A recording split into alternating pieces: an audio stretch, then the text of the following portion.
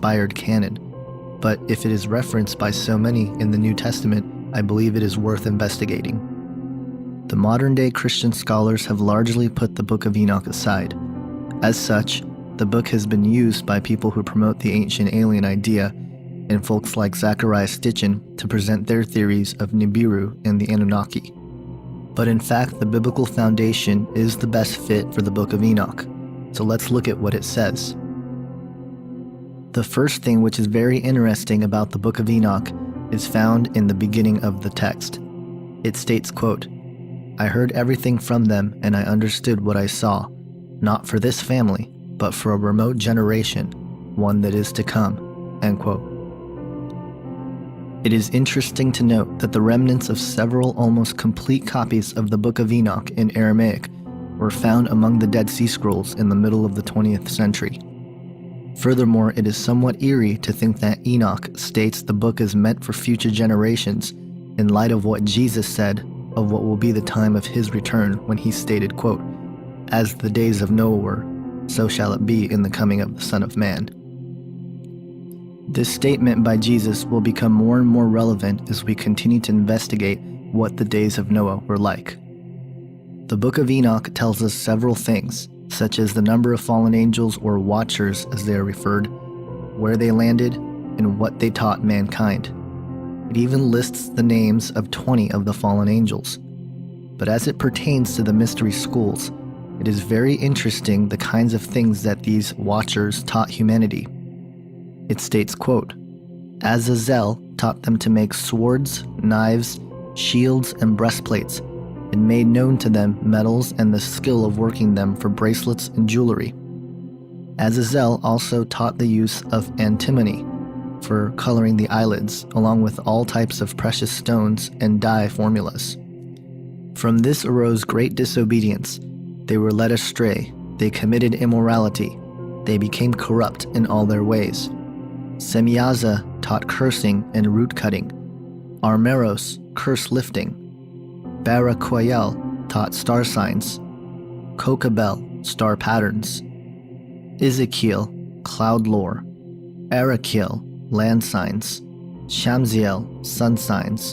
And Sariel, moon pathways," end quote. According to the Book of Enoch, this is the origin of the mystery schools. The fallen angels taught mankind weapon making and warfare, applying makeup and jewelry, introduced mankind to psychedelic drugs, vampirism, enchantments and cursings, as well as astrology. It is quite remarkable to see how much of what these watchers taught not only relate to the ancient mystery religions, but are common everyday things of the world we live in today. We even see the watchers teach mankind the art of abortion. Quote, "The fifth was Kasdea. This is he who showed the Yaladim A'am all the evil strikings of unclean Rakim and demonic entities. He showed them the dashing of the embryo in the womb so that it would die," end quote. The Book of Enoch also states that the watchers began to mix animals and humans together. Quote, "They started to sin against birds, beasts, reptiles, fish, and then to devour one another's bodies, even drinking the blood. It was then the earth laid accusation against these lawless ones," end quote. The Book of Jasher, another ancient text referenced several times in the Bible, which also records the nefarious acts of the fallen angels, confirms, quote, "Then the sons of men began teaching the mixture of animals of one species with the other, in order therewith to provoke the Lord," end quote. This is extremely interesting because it is information which would have sounded absurd until the last half century. It is not talking about hybridization, but of creating creatures that go beyond their own kind as God created man, animals, and plants. This tells us a couple of things. One, that the technology they had was far greater than we can ever imagine. This is confirmed in the book of Ecclesiastes in the Bible, where it states, quote, "What has been will be again. What has been done will be done again. There is nothing new under the sun," end quote. No matter how far we think we've come in the name of science and technology, it seems we are only catching up to what we were taught by these fallen angels in the antediluvian or pre-flood world. 2. The creatures we see in several ancient mythologies, such as centaurs and minotaurs, could all be attributed from what these fallen angels did on the earth. Steve Quayle, in his book Genesis 6 Giants, summarizes this idea, stating, quote, "The collective memories in the form of myths, fables, and fairy tales from various cultures and ages of mankind are overwhelming evidence that the Nephilim existed," end quote. I believe that the antediluvian world of fallen angels, hybrids, warfare, Nephilim, astrology, advanced technology, and false spirituality is Atlantis. As theosophists and esoteric authors of the last century wrote how they believe the mystery schools began in Atlantis, I believe that the antediluvian world and the teachings of these fallen angels are the same thing. This makes sense to what the elite and secret societies are trying to do to forge a new world order today.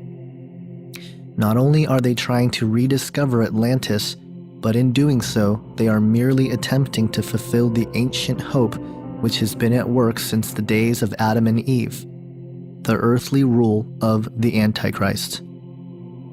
The truth certainly seems stranger than fiction.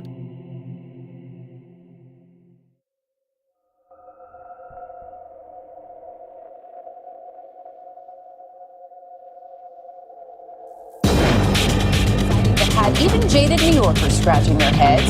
A mysterious, silver, shiny object, or objects, it seems, floating in the sky yesterday. You can see all the people stopped in the street there in their tracks looking at it. Some folks say they saw lights. Others were maybe waiting for little green men to arrive. It's a Centerville, a buzz tonight, a bright blue light spotted moving in the sky. And here's what she captured, this bright, fiery light moving across the sky. Sea surveyors say they found what can only be described as the wreckage of a crashed spaceship. That's getting real bright. Stacey Gibson can't tell you what she captured on home video, but she can tell you she's never seen anything like it.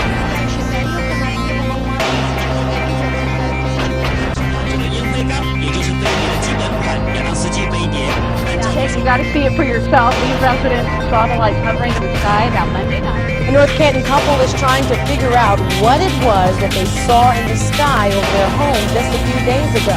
Mysterious, unexplained, orange-colored objects. Karen, they tell us that they saw lights, but those lights were not from an airplane or a helicopter, and these lights dropped something as they hung low over the sky.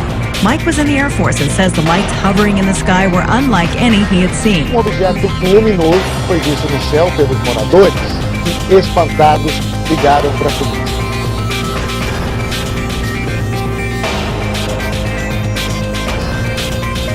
Siete las esferas que lograron verse en el centro de Lima, en lugares como el de la Avenida España.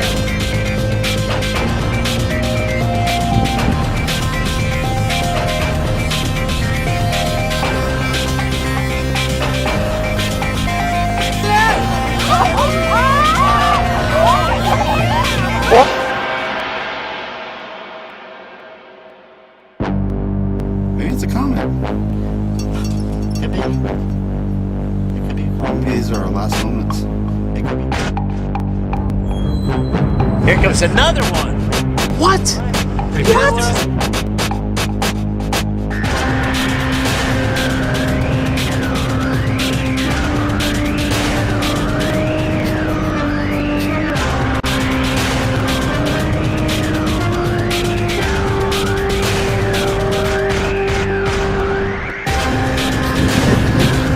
I don't know if I'm getting it or not. Oh, the top is even metallic.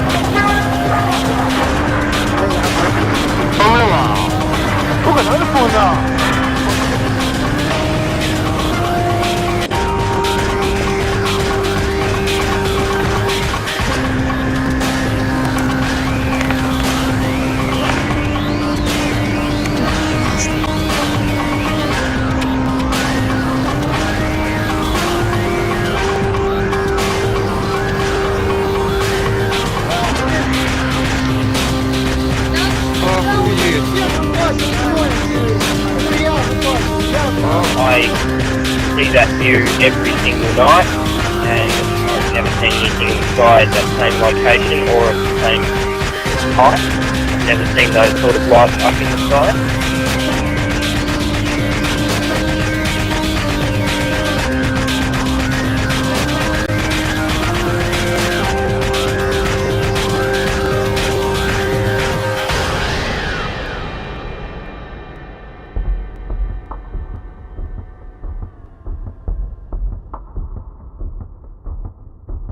One of the main topics of interest the New Age movement has harnessed through the infiltrating of the Truth movement has been on the topic of UFOs and ETs. Many of these folks, like David Wilcock, David Icke, Jordan Maxwell, and many others, have in fact verified the concept that the UFO phenomenon is not necessarily flesh and blood beings, but are a race of highly evolved spiritual entities who have attained what we refer to as godhood and power over the elements of nature and physics of which we are currently limited to. This is eerily similar to the sacred promise given to the inner members of the New World Order. It is also the same concept being promoted by transhumanists and the road to attain singularity and human immortality through the use of technology in the field of biology and genetics. I believe that all of these various tentacles are leading to the same place and the same goal. More people today believe that there is life outside of Earth than ever before. A 2008 Scripps UFO poll conducted by Thomas Hargrove and Guido H. Stample showed that over 74% of 18 to 24-year-olds believed it was likely that intelligent life exists on other planets. This is perhaps due to several factors, including our current growth in scientific knowledge and understanding of the size and vastness of the universe, but also the propaganda perpetuated by our media. Science fiction has exploded in America and the world as a staple theme for films, movies, books, and video games. Could this all be part of the plan to prepare the world for disclosure? I think the New Age, as well as the mainstream sort of media, and I mean like movies and television shows, and everybody's been shoving this alien UFO thing down our throats because it has so many uses for the Antichrist system. I've said many times, I don't know if this is the way that it will all be set up. It is just a really convenient way if it does go down like this, because it does do three main things that are needed for the Antichrist system. Number one, it causes the world to reject God. We've been sold this erroneous idea that if aliens exist, then God doesn't. So the headlines the day after would read, you know, God proven wrong or whatever. The whole world would be united in its rejection of God overnight. So that certainly would play in, obviously, to the biblical account of this world order at the end of time. Also, we would believe ourselves to be God. This one would take a little bit longer to sink in, but the idea that aliens, in a real sort of evolution kind of way, just evolved, and that it could be sold to us that they were somehow our creators in the sense that they genetically modified us, or they might have some excuse to the origin of life or something to that effect. Ultimately, we would see them as gods in the sense of their perhaps abilities or their technological advancement, and it really depends on this point of how and what they say about us, if they say anything, or if in the discovering of them that it is implied in some way that we ourselves could be like them and therefore like gods.